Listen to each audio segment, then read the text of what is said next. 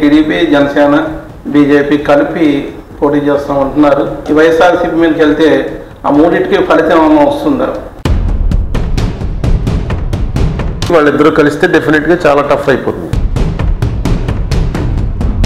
Congress party తరఫు నుంచి PCC అధ్యక్షులుగా షర్మిల గారిని తీసుకొచ్చారు. మరి అది ఎంత మటుకు ఆ మైనారిటీ ఓట్లని విడదీసేటువంటి అవకాశం ఉంటుంది సార్ అప్పుడు వల్ల?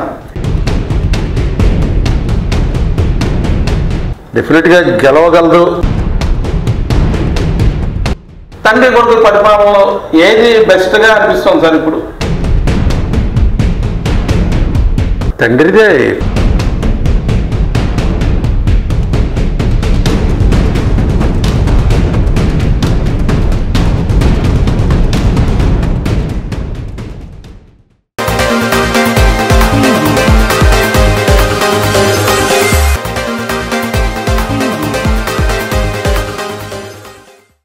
రాజనీతిలో చాణక్యులు లాంటి వారు, రాజకీయ ధురంధరులు, మాజీ పార్లమెంట్ సభ్యులు, రాజకీయ విశ్లేషకులు శ్రీ ఉండవల్లి అడుకుమార్ గారితో జీకే డిజిటల్ న్యూస్ ప్రత్యేక ఇంటర్వ్యూ.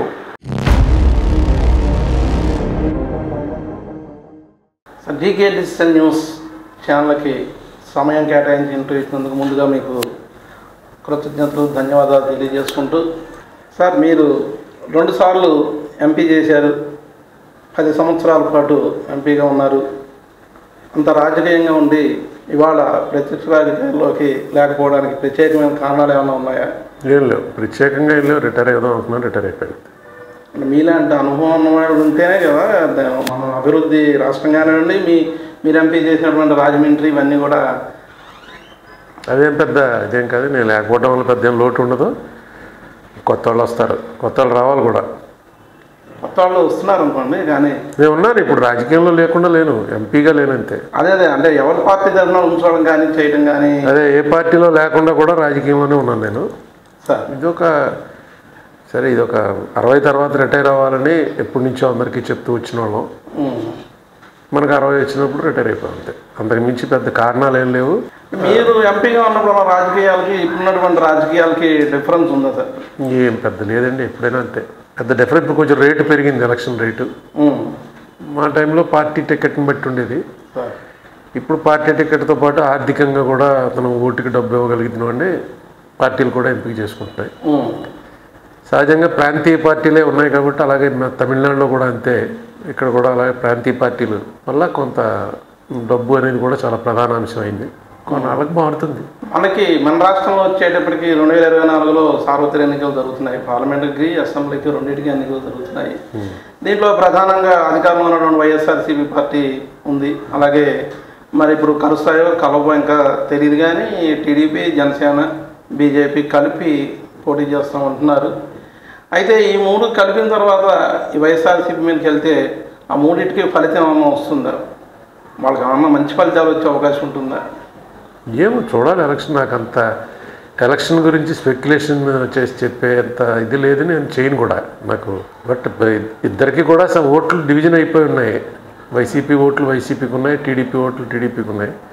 జనసేన ఓట్లు పెరిగితే టీడీపీ జనసేన కలిస్తే వాళ్ళకి అది సహాయకారం అవుతుంది.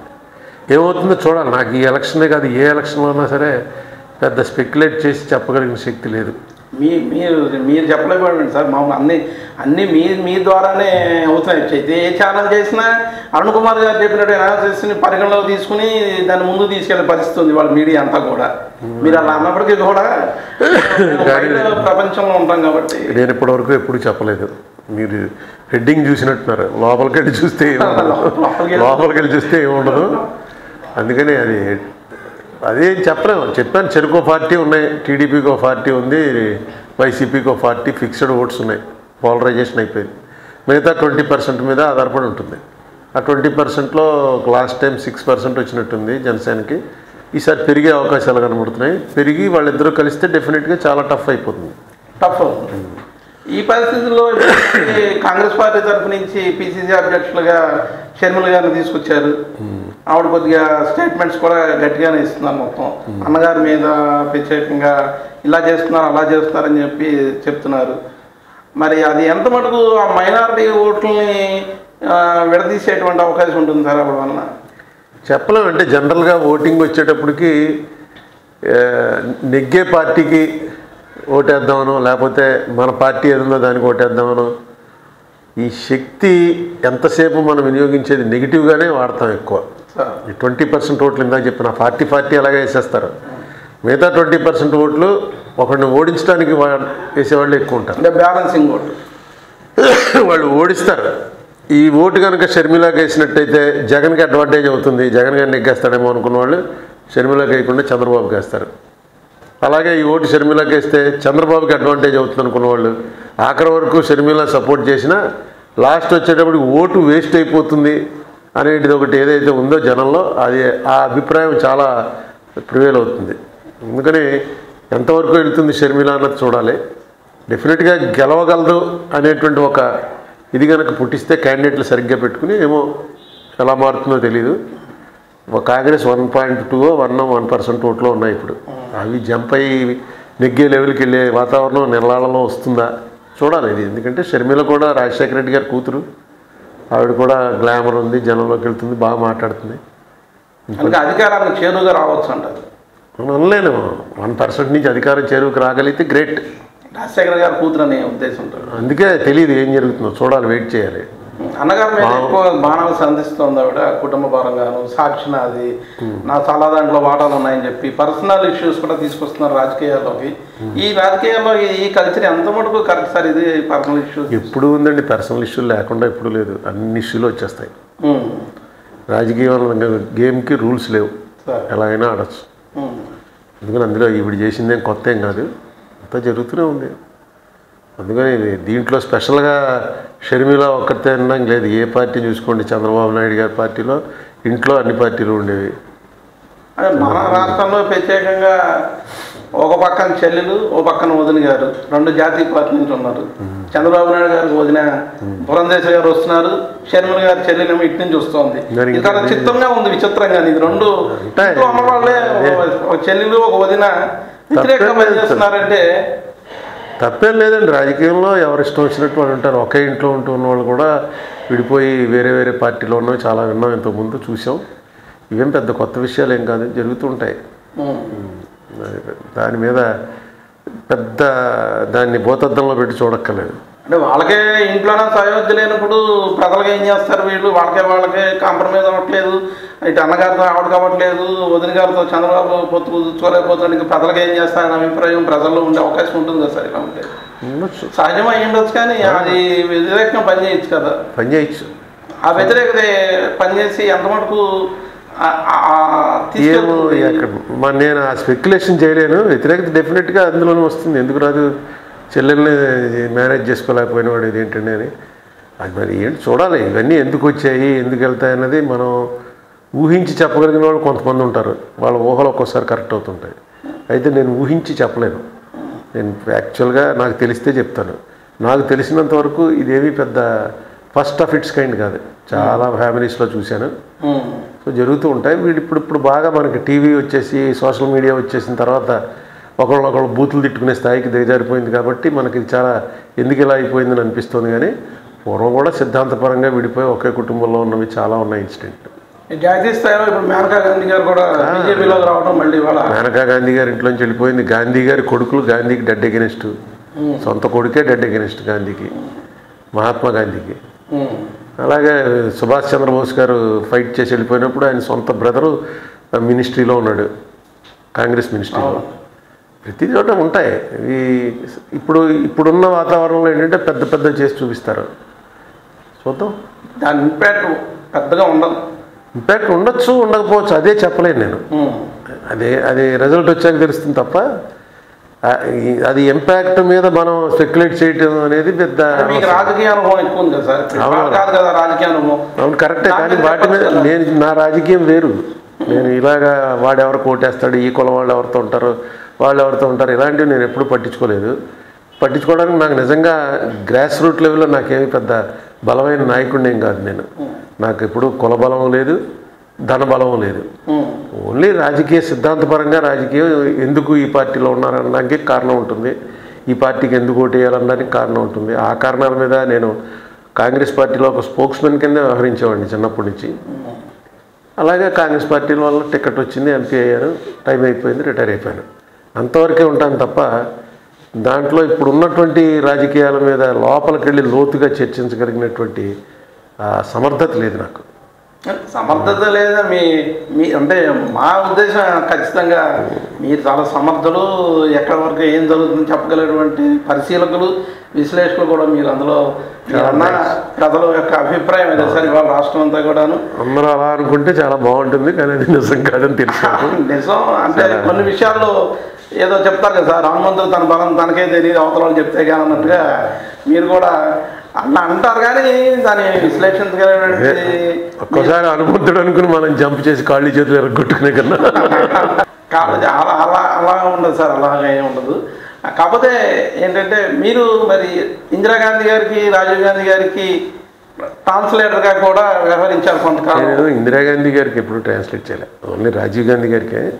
తర్వాత రాజీవ్ గాంధీ గారి తర్వాత సోనియా గాంధీ, ఎవరు వచ్చినా ఒకసారి ట్రాన్స్లేటర్గా బ్రాండ్ పడ్డాక నార్త్ వాళ్ళు ఎవరు వచ్చినా వాళ్ళందరికీ నేనే చేసేవాడిని. సోనియా గాంధీకి కానీ, రాహుల్ గాంధీకి కానీ, ఇంకా గులాబ్ నబీ, మణిశంకర్ అయ్యరు, తెలుగు రాని వాళ్ళు ఎవరు వచ్చినా సరే వాళ్ళు హిందీ మాట్లాడినా, ఇంగ్లీష్ మాట్లాడినా, ప్రణబ్ ముఖర్జీకి చేశాను, మన్మోహన్ సింగ్ చేశాను. అలా ఎవరు వచ్చినా నా చేత చేయించేవారు, నేను అప్పుడు ఎంపీని కాకపోయినా. అది నాకు ఉండేది కాదు. రాజకీయంగా చాలా ఉపయోగపడింది నాకు, ఎందుకంటే తెలిసిపోతాం పేరుతో సహా. రాజకీయాల్లో మొట్టమొదటి కావాల్సింది ఏంటంటే రికగ్నిషన్. నాకు ట్రాన్స్లేటర్ అనేటప్పటికి మొత్తం స్టేట్లో ఉన్న కాంగ్రెస్ వాళ్ళందరికీ తెలుసు. అలా ఒక రికగ్నిషన్ వచ్చింది, అది నాకు రాజకీయంగా కూడా చాలా ఉపయోగపడింది. ఒక సందర్భంలో రాజశేఖర రెడ్డి గారు మీరు ఇంకో పని మీద వెళ్తాను, నేను బయటకు వెళ్తాను, నాకు కుదరదు ఒక ట్రాన్స్లేషన్ అంటే, రాజశేఖర రెడ్డి గారు కాదు మీరు వెళ్ళాలి, అరుణ్ కుమార్ గారు పర్సనల్గా నేను చెప్తున్నాను మీరు వెళ్ళండి వాళ్ళు చెయ్యాలి. చాలాసార్లు అయింది అది. అంటే ఆయనకి నేను చేస్తే బాగా రీచ్ అవుతుందని ఒక నమ్మకం రాజశేఖర రెడ్డి గారు. నేను ఒక రకంగా ట్రాన్స్లేటర్గా రాజీవ్ గాంధీ ప్రధానమంత్రి కాకముందే ఆయన ట్రాన్స్లేట్ చేశాను. ప్రధానమంత్రిగా వచ్చినప్పుడు ఈయనే రాజీవ్ గాంధీ గారికి చెప్పి, ఈయనప్పుడు పిసిసి ప్రెసిడెంట్, రాజీవ్ గాంధీ గారికి చెప్పి మీకు ఇంతకుముందు కూడా చేశాడు, ఆయన చేస్తూ వచ్చాడు అప్పటిదాకా. నేను కాదు నాకన్నా బాగా చేస్తాడని నన్ను మళ్ళీ ఎక్కించి మళ్ళీ అదే రాజశేఖర్ గారు చెప్పారని. అప్పుడు రాజశేఖర్ గారు ఖచ్చితంగా ఉండాలంటే మీరు అప్లై చేసి ఉన్నారని చెప్పి వచ్చి చూసి. అవునవును, అలా 1-2-3 సార్లు జరిగింది. అంటే ఇక వెళ్ళలేక ఇక్కడ నేను ఎలక్షన్లో క్యాండిడేట్ అయ్యి ఉండి రాహుల్ గాంధీ గారు వస్తున్నారని ఒకరోజు సోనియా గారు ఇక్కడి నుంచి వెళ్ళి వచ్చేటప్పటికి అన్నారు అప్పట్లోను. మీరు ప్రచారం చేసుకోవాల్సిన సందర్భం ఉంది, అయినా దాన్ని వదులుకుని లీడర్స్ కోసమే సాక్రిఫైస్ చేశారు. సాక్రిఫైస్ అని కాదు, అదో ప్రచారం ఉంది, ఇంట్లో టీవీ కదా, అదే లీడర్స్ కోసమే అనేది ఉండేది అని అనేవారు. అలాగే ఇప్పుడు మనం చూస్తుంటే రాజశేఖర్ గారి పరిపాలన చూశారు, జగన్మోహన్ రెడ్డి గారి పరిపాలన చూశారు. మీరు తండ్రి కొడుకు పరిపాలనలో ఏది బెస్ట్గా అనిపిస్తుంది సార్ ఇప్పుడు మీ అభిప్రాయం? తండ్రిదే. ఇప్పుడు నా అభిప్రాయం అనేక సార్లు చెప్పాను, తండ్రి పరిపాలన పూర్తిగా మిగతా ఎప్పటివరకు మనకు చేసిన ముఖ్యమంత్రుల్లో ఆయన పరిపాలనా సమయంలో జరిగింది చాలా అభివృద్ధి కానీ సంస్కరణలు కానీ ఏవైనా సరే చాలా ఎక్కువ జరిగింది. అందుకే 5 ఏళ్ల తర్వాత మళ్ళీ ఆయన అవతల వాళ్ళు అన్ని పార్టీలు కలిసిపోయినా సరే ఆయన మళ్ళీ ముఖ్యమంత్రి అయ్యాడు. ఫస్ట్ టైం అయినప్పుడు ఈయనతోటి ఉన్నాయి అన్ని పార్టీలు.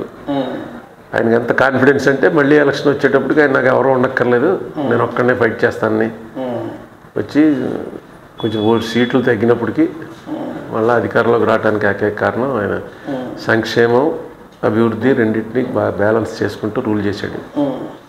డెఫినెట్గా ఆయనది చాలా ఇతంది మోస్ట్ కాంట్రవర్షియల్ జగన్మోహన్ రెడ్డి పరిపాలన. మరి ఇవి ఎంతవరకు ఈయన ఎంతసేపు సంక్షేమం మీదే కాన్సన్ట్రేట్ చేశాడు, ప్రజలకి ఇచ్చే డబ్బుల మీదే చూశాడు. ఇదే నాకు బలం అంటున్నాడు. చూడాలి రేపు ఎలక్షన్లో ఏమవుతుంది. ఇలా ఎక్కడ ఇండియాలో నాకు ఏ స్టేట్లో జరిగినట్టుగా సంక్షేమం అనేది అదే ఓన్లీ సంక్షేమం, అభివృద్ధి లేకుండా. అభివృద్ధి అనేది మెయిన్ అభివృద్ధి అంటే మనకు కనబడేది రోడ్ల పరిస్థితిని చూడగానే ప్రతివాడికి రోడ్డు మీద బండి వెహికల్ ఉన్న ప్రతివాడికి ఏంట్రా రోడ్డు అనిపిస్తుంది. అది మెయిన్ కనబడుతుంది. మిగతావన్నీ అగ్రికల్చరల్ అభివృద్ధి మెయిన్. అది మనకి అభివృద్ధికి చాలామంది ఇండస్ట్రీలు ఏం తెచ్చావు అదేం తెచ్చావు అంటారు, కానీ ఇండస్ట్రీ వాడు ఎవడైనా వస్తే వాడికి ఇక్కడ బాగుంటే వ్యాపారం చేసుకోవడానికి వస్తాడు తప్ప మనం వెళ్తే మన మొహం చూసి ఎవడు రాడు. ఇక్కడ ఇండస్ట్రీస్కి ఏమిటంటే మనకు పోర్ట్లు ఉన్నాయి, ఆ పోర్ట్లు డెవలప్ చేసుకోవాలి. మధ్యలో ఎమ్మెల్సీ ఎలక్షన్స్ వచ్చాయి సార్ ఒకప్పుడు. ఈ మధ్యలో ఒక ఏడాది క్రితం గ్రాడ్యుయేట్ ఎమ్మెల్సీస్ వచ్చాయి. అప్పుడు విశాఖపట్నం నుంచి అక్కడి నుంచి కొంతమంది పార్టీల తరఫు మ్యాండేట్తో ఉంచున్నారు. అయితే అధికారంలో ఉన్నటువంటి వైఎస్ఆర్సీపీ పార్టీ వాళ్ళు ఓడిపోయారు. అప్పుడు ఓడిపోయినప్పుడు ప్రభుత్వానికి సంబంధించిన ఒక అధికార ప్రతినిధి ఆ వ్యాఖ్యానం ఏంటంటే, మాకు ఎలా పడతాయి ఆ ఓట్లు, చదువుకున్న వాళ్ళు మాకేం పడవు, మాకంతా లేబర్ ఉన్నారు, వాళ్ళకంతా కూడా మేము సంక్షేమం ఇస్తున్నాము, మేము ఎక్స్పెక్ట్ చేసేది వాళ్ళ ఓట్లే కానీ వీళ్ళవేం కాదు, మాకు దాన్ని ముందే ఊహించాము అనే ఒక స్టేట్మెంట్ వచ్చినప్పుడు అది ఎంతవరకు కరెక్ట్ సార్? అది అలాగే ఇంతమంది ప్రజలు అందరూ ఒకటే కదా గవర్నమెంట్కి, ఇక్కడ చదువుకున్న వాళ్ళకి ఓట్లు మాకు రావు, మేము కేవలం వేరే వర్గం మీద ఆధారపడ్డాము, అవి రావని మేమనే స్టేట్మెంట్ కూడా అఫీషియల్గానే వచ్చింది. అవును, ఆయన చెప్తున్నాడుగా క్లాస్ వార్ అని. క్లాస్ వార్ అంటే పేదవాడికి డబ్బులు ఉన్నవాడికి మధ్య జరిగే వారు. 5 ఏళ్లలో పోదలేదంటారు, పేదరికం పోయి ఉండాలి కదా ఆయన సంక్షేమంలో ఉంటే. అది పేదవాడికి తెలుస్తుంది. ఇప్పుడు మన లెక్కలన్నీ కూడా ఈ లెక్కలు కరెక్ట్ కాదండి. నిజంగా పేదవాడు ఎవడైతే బెనిఫిషియరీయో వాడి లైఫ్లో ఏమన్నా ఇంప్రూవ్మెంట్ కనబడిందా వాడికి తెలుస్తుంది. వాళ్ళు ఈ గిన్షన్లు తీసుకుంటున్న వాళ్ళ కుటుంబాల్లో బెటర్మెంట్ అయిందా, లేకపోతే ఈ పెరిగిపోయిన ధరలు వీటన్నిటి వల్ల డౌన్లోకి పోయామా అన్నది చూసుకోగలిగిన సత్తా ఉంది. ఇవాళ అందరికీ కూడా అందరి ఇళ్లలో కూడా ఎడ్యుకేషన్ బాగా పెరిగింది. సో ఇతని లెక్క ఏంటంటే, నేను ఇచ్చినటువంటి నా వల్ల బెనిఫిట్ పొందిన వాళ్ళందరూ కూడా డెఫినెట్గా నాకే ఓటేస్తారు. చంద్రబాబు నాయుడు నెగ్గితే అతను ఇవన్నీ కూడా క్యాన్సిల్ చేస్తాడు, వాళ్ళకి చంద్రబాబు మీద నమ్మకం లేదు అని ఒక ధీమాలో ఉన్నారు వాళ్ళు. అతను డైరెక్ట్గా స్పీచ్లే అవే ఇస్తున్నాడు. ఈ గ్రాడ్యుయేట్స్ లేకపోతే ఎంప్లాయ్మెంట్ ఉన్నవాళ్ళు, ప్రభుత్వ ఉద్యోగులు, ఇంకో ఉద్యోగులు, డబ్బులు ఉన్నవాళ్ళు, వీళ్ళు ఎవరు నాకు వేరు, ఎగిపోయినా పర్లేదు, నాకు నా దగ్గర ఎవడు పొందాడో వాడు వేస్తే చాలు అన్న లెక్కలో ఆయన ఆలోచిస్తున్నాడు. అంటే రాష్ట్రానికి పెద్ద అంటే ముఖ్యమంత్రి కదా, అలాంటి ఆయన అలా మాట్లాడటం అనేది ఆయన మాట్లాడా జగన్మోహన్ రెడ్డి గారు, కానీ అది ఆయన సజ్జల రామకృష్ణ గారు చెప్పారు ఆ విషయం. నాకు అవసరం లేదా ఓట్లు, చదువుకున్న వాళ్ళు వేస్తారు, మేము ఎప్పుడు ఊహించలేదు దాని గురించి అని. అప్పుడు కొంత ఇష్యూ అయింది. అది నేను వినలేదండి సార్, మీరు చెప్తే నలుగురికి తెలుస్తాయి సార్. మీరు లేదు, నేను వినలేదు సార్. నేను జగన్మోహన్ రెడ్డి చెప్పేదే వింటున్నాను, క్లాస్ వార్. ఎస్, అతను క్లాస్ వార్ అన్నది పట్టుకున్నాడు. ఎంత మటుకు ఎక్కుతుందో చూద్దాం ఎలక్షన్ రిజల్ట్ వచ్చిన రోజున. డబ్బులు లేకపోతే ఎవడు ఏ పార్టీ టికెట్ ఎవరు. మోదీ గారిది అయోధ్య, మనది భద్రాచలం. వాళ్ళు ఇప్పుడు బాలుడిది పెట్టారు. బాలుడి పిక్చర్తో ఒక ఎలక్షన్ నెగ్గాలని అనుకుంటున్నారు. ఏమైనా ప్రోడక్ట్, ఇప్పుడు పోలవరం ప్రాజెక్ట్ ఉంది, దాన్ని మొత్తం కేంద్ర ప్రభుత్వం కట్టాలి, కానీ వాళ్ళు ఇవ్వట్లేదు డబ్బులు. నెమ్మదిగా ఇది ఏంటంటే ఎలక్షన్ ఎలా నెగ్గాలి అన్నదే రాజకీయ పార్టీల ప్రధాన ఉద్దేశం అయిపోయింది.